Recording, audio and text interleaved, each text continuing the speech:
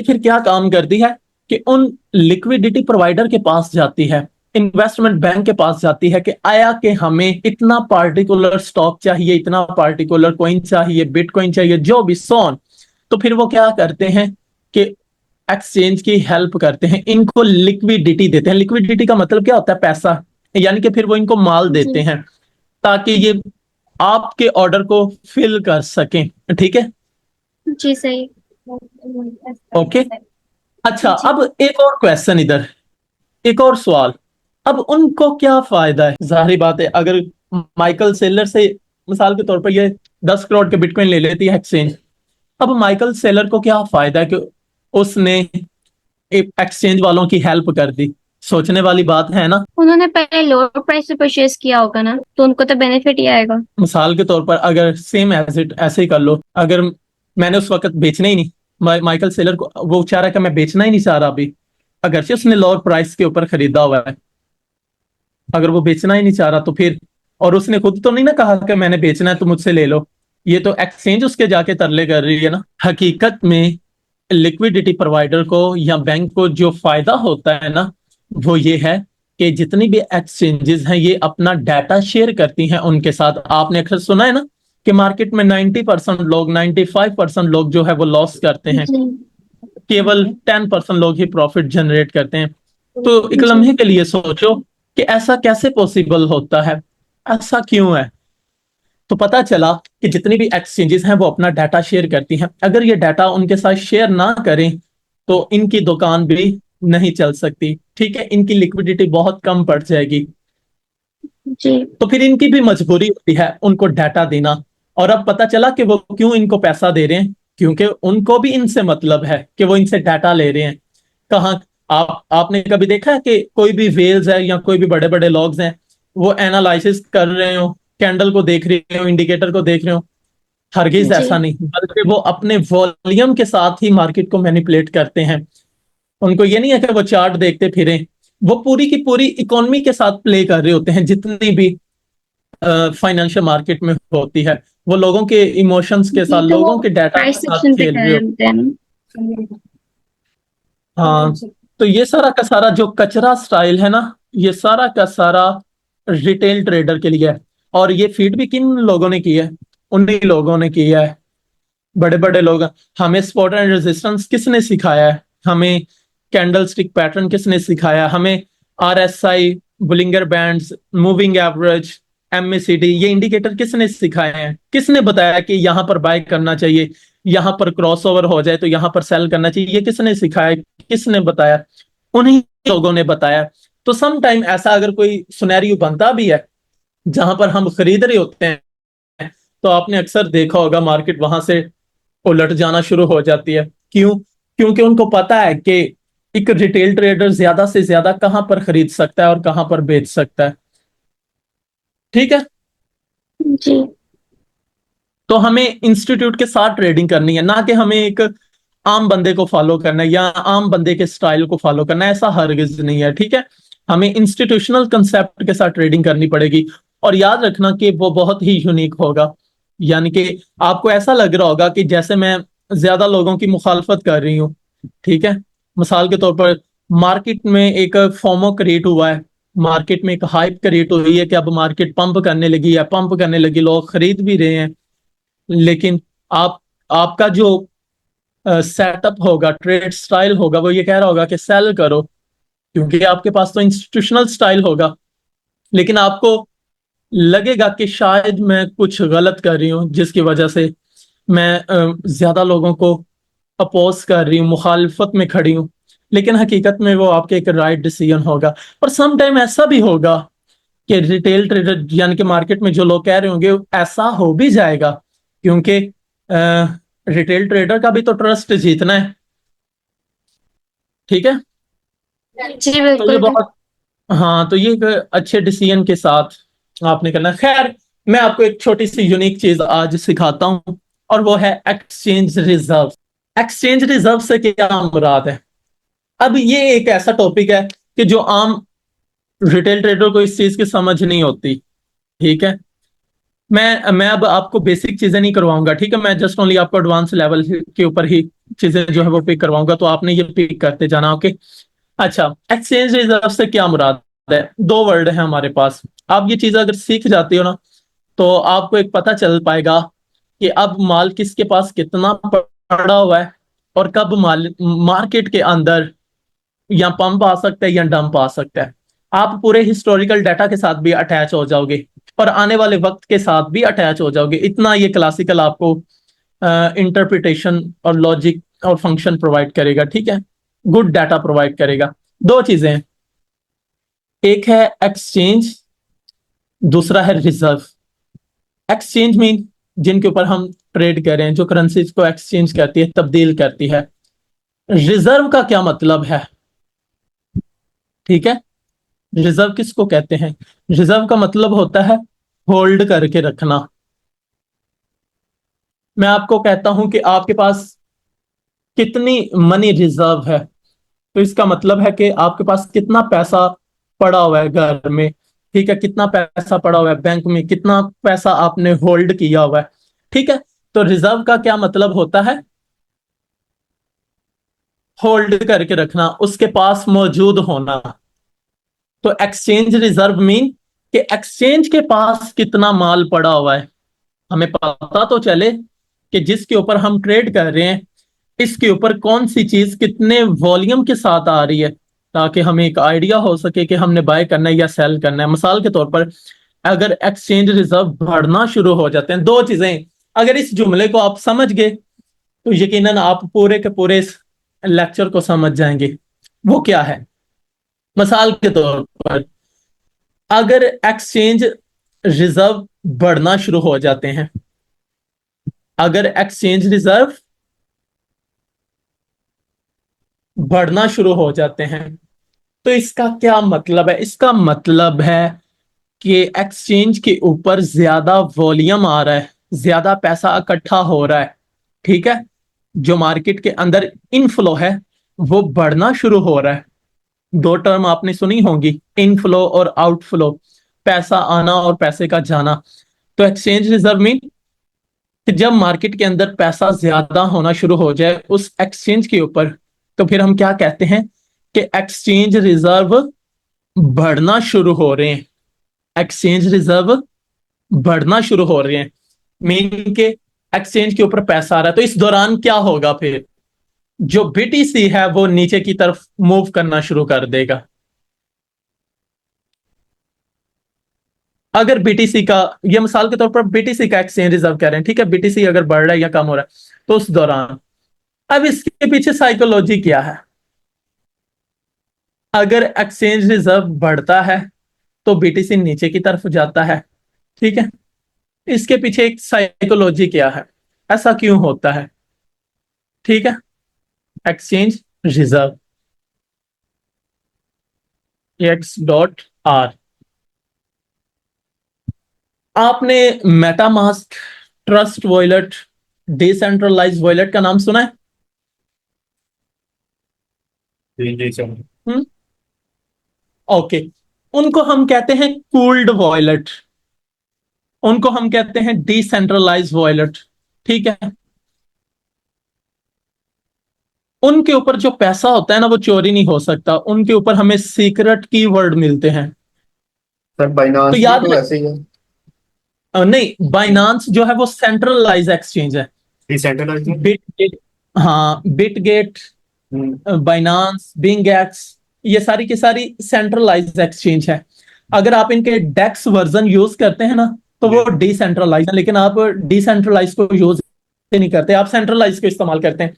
लेकिन ये जो चीजें ना, मेटामास्क, बिट, ट्रस्ट वॉलेट, ये सारी की सारी जो वॉलेट होती हैं, ये सारी की सारी डिसेंट्रलाइज है, वो सेंट्रलाइज है। जी तो सेंट्रलाइज और डिसेंट्रलाइज में क्या फर्क होता है? जो वो। सेंट्रलाइज होती है ना, हाँ जी। उनका सारा का सारा होल्ड जो होता है ना, उनके ऑनर के पास होता है। आपके पास सिर्फ लॉगिन डिटेल है, तो आपका सारा डाटा, आपकी सारी इंफॉर्मेशन, आपका सारा कैपिटल उनके वॉलेट में स्टोर होता है, आपके वॉलेट में स्टोर नहीं होता पैसा। जी जी। समझ आ रही इस पॉइंट की? हाँ जी हाँ जी। और मेरा ख्याल तो डिसेंट्रलाइज वो तो गवर्नमेंट के पास उसकी एक्सेस होती है आई थिंक।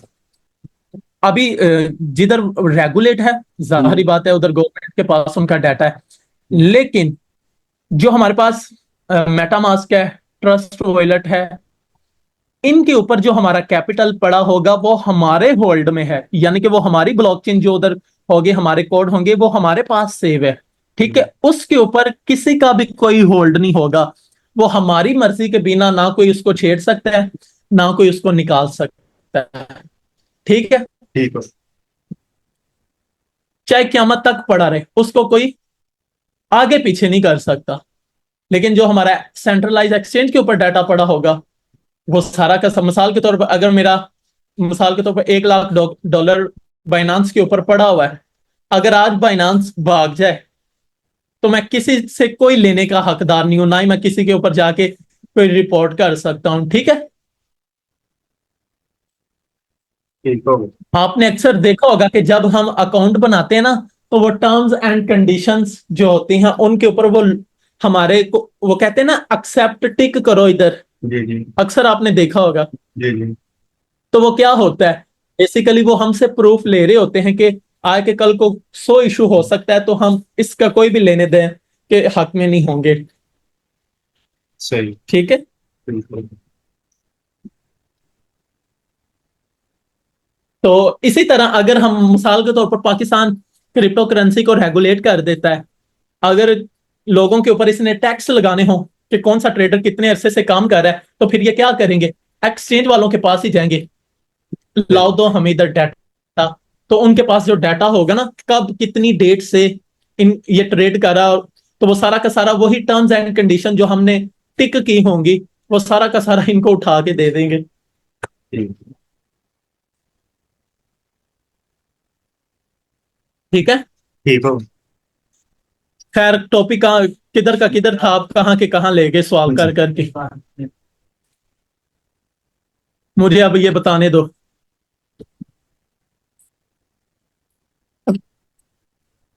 ठीक है। ठीक। चलें, एक्सचेंज रिजर्व जब बढ़ना शुरू होते हैं तो इसका मतलब है कि बीटीसी नीचे की तरफ आएगा, क्यों, क्योंकि, हाँ ये मेन पॉइंट था, क्योंकि एक्सचेंज के ऊपर पैसा तभी आता है जब बिकना हो। अब मिसाल के तौर पर जस्टिन सन के मेटामास्क में, डिसेंट्रलाइज वॉलेट में, ट्रस्ट वॉलेट में, सो ऑन, जो भी उसका डिसेंट्रलाइज वॉलेट है, उधर तकरीबन 1 करोड़ के बिटकॉइन पड़े हुए थे। सही। अब मिसाल के तौर पर वो कोल्ड वॉलेट से, यानी कि उस वॉलेट से किसी भी एक्सचेंज के ऊपर ट्रांसफर करता है, तो इसका क्या मतलब है, वो कॉइन बेस, रूबिनहुड, बाइनांस, किसी भी एक्सचेंज के ऊपर वो ट्रांसफर करता है, तो इसका क्या मतलब है, उसने क्यों किया ऐसा।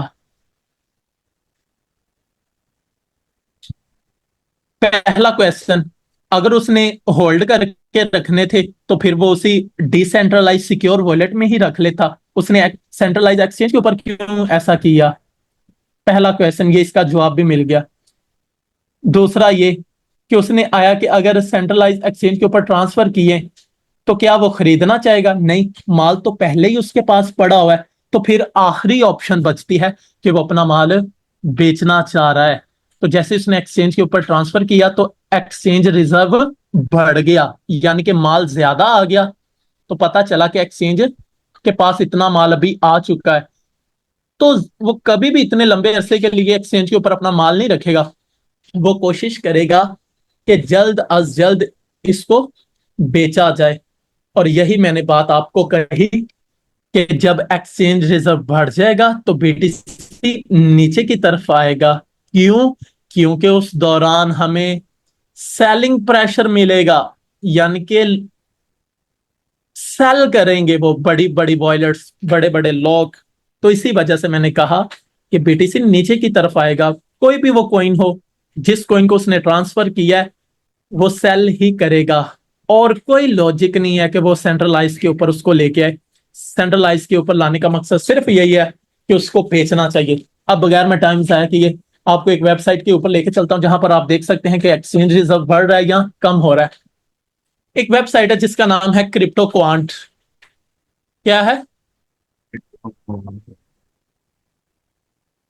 वेबसाइट का नाम क्या है? Crypto bond. Crypto quant. मैं इसको डिलीट करके दोबारा ओपन करता हूं ताकि नहीं आपको सर, भी ये नीचे लिखा हुआ ना कमेंट आसानी भाई, रहे। शो हो रहा था। चल नहीं, वो आपको पता चल जाए ना कि कैसे हमने एक्सचेंज रिजर्व को देखना है, कहां पर वो पॉइंट लिखा होगा, ठीक है। ठीक आई है। सर, आपने क्रिप्टो क्वांट को ओपन कर, अगर आप देखें तो ये नीचे लिखा हुआ है एक्सचेंज फ्लो, इसके ऊपर क्लिक करें, वरना ऊपर से भी आप जा सकते हैं। तो ये लिखा हुआ है एक्सचेंज फ्लो, मैं इसके ऊपर क्लिक करता हूं, ठीक है। ये चीजें सारी आपको नजर आ रही हैं। ये फर्स्ट पॉइंट है, इधर लिखा हुआ है एक्सचेंज फ्लो। आप एक्सचेंज फ्लो के ऊपर क्लिक करेंगे तो ये सारा का सारा एक्सचेंज फ्लो का डाटा आपको इधर मिल जाएगा। तो सबसे पहले पॉइंट के ऊपर आपने क्लिक करना है, एक्सचेंज रिजर्व लिखा हुआ है, ठीक है। तो इसके ऊपर आपने इस तरह क्लिक कर देना है,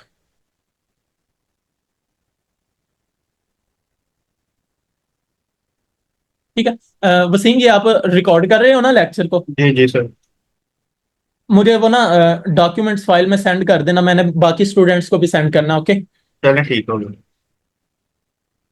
ओके, तो ये देखें, इस तरह अगर आप क्लिक करोगे एक्सचेंज रिजर्व के ऊपर तो दो चीजें हमारे पास ओपन हो, इस तरह का एक चार्ट ओपन हो गया, ठीक है। ये लिखा भी हुआ है bitcoin exchange reserve all exchanges, यानी कि तमाम एक्सचेंजेस, उसमें बाइनांस, बिटगेट, बिंगएक्स, ठीक है, BitMEX, OKEx, Q coin, each and everything, जितनी भी एक्सचेंजेस हैं वो सारी की सारी किसके लिए? बिटकॉइन के लिए। उन सब का सारा डाटा इधर शो हो रहा है हमारे पास। चलें, बहुत आसान है इसको रीड आउट करना। आप देखें तो आपको दो चीजें नजर आ रही हैं, दो लाइनें, एक ब्लू कलर में है और एक ब्लैक कलर में है। अगर आप इधर ये टिक करें ना तो ये लिखा हुआ है प्राइस यूएसडी, यानी कि जो बिटकॉइन की डॉलर में वैल्यू है वो हमारे पास कौन सी लाइन है? ब्लैक है। और अगर मैं ये दूसरी लाइन एक्सचेंज रिजर्व के ऊपर क्लिक करूं तो ये साथ में एक लाइन भी उन्होंने बनाई हुई है ब्लू कलर की, तो ये देखे वो प्रोमिनेंट भी हो गई है। तो एक्सचेंज रिजर्व कौन सी लाइन है? ब्लू कलर की, ओके। जी जी सर। अच्छा, हम अब इस पॉइंट से लेते हैं, जल्दी जल्दी से मैं करवाता हूं। हम इस पॉइंट से लेते हैं, इस पॉइंट से अगर आप देखें तो ब्लैक लाइन जो है वो कंटिन्यूसली ऊपर की तरफ जा रही है, यानी कि कभी थोड़ा सा नीचे कभी थोड़ा सा ऊपर। तो ब्लैक लाइन क्या है? बीटीसी की प्राइस। वैल्यू है। तो बिटकॉइन की प्राइस मुसलसल बढ़ना शुरू हो रही है। क्या हो रही है? और दूसरी तरफ अगर हम एक्सचेंज रिजर्व की बात करें तो वो कंटिन्यूसली उसके बाद गिरना पैरासाइट। शुरू हो रहे हैं। इनवर्स रिलेशन है। क्या मतलब?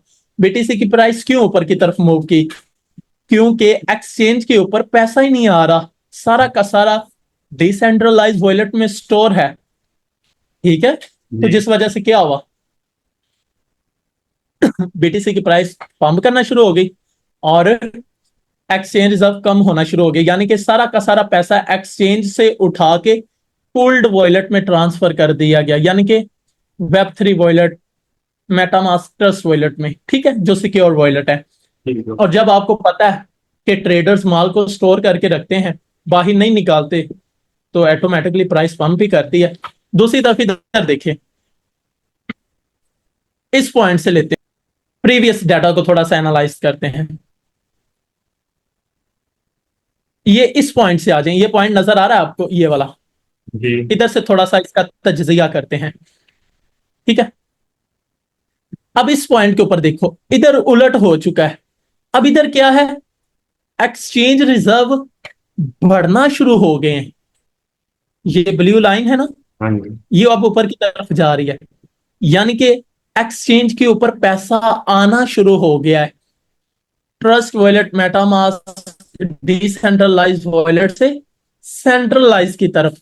तो ये देखो, एक्सचेंज रिजर्व बढ़ना शुरू हो गए, इसका मतलब है कि एक्सचेंजेस के ऊपर पैसा आना शुरू हो गया। लेकिन दूसरी तरफ नीचे ब्लैक कलर का देखो, बीटीसी की प्राइस वो क्या करती है, वो ऐसा ऐसा नीचे की तरफ जाना शुरू हो जाती है। एक्सचेंज रिजर्व बढ़ रहे हैं और बिटकॉइन की वैल्यू कम हो गई। नीचे की तरफ जा रही है। एक्सचेंज रिजर्व ज्यादा हो रहे हैं और बीटीसी की वैल्यू जो है वो नीचे की तरफ आ रही है। क्यों? क्योंकि हमें पता है कि जब मार्केट के एक्सचेंज के ऊपर पैसा आता है तो वो हमें एक सेलिंग प्रेशर मिलता है। लेकिन उधर क्या था कि एक्सचेंज से पैसा निकल रहा था लेकिन बीटीसी की वैल्यू ऊपर जा रही थी। इधर क्या है, एक्सचेंज के ऊपर पैसा आ रहा है और बीटीसी डाउन जा रहा है। तो पता चला कि अगर एक्सचेंज के ऊपर पैसा नहीं मिलेगा, ज्यादा बिटकॉइन का वॉल्यूम नहीं मिलेगा, तो इसका मतलब है कि वो कोल्ड वॉलेट में स्टोर है, तो हमें बिटकॉइन बाय पंप करता हुआ नजर आएगा, यानी कि बाय के ट्रेड। और अगर एक्सचेंज के ऊपर पैसा या बिटकॉइन इनफ्लो ज्यादा होना शुरू हो गया तो फिर हम समझ जाएंगे कि अब जो है हमें एक सेलिंग प्रेशर देखने को मिल सकता है।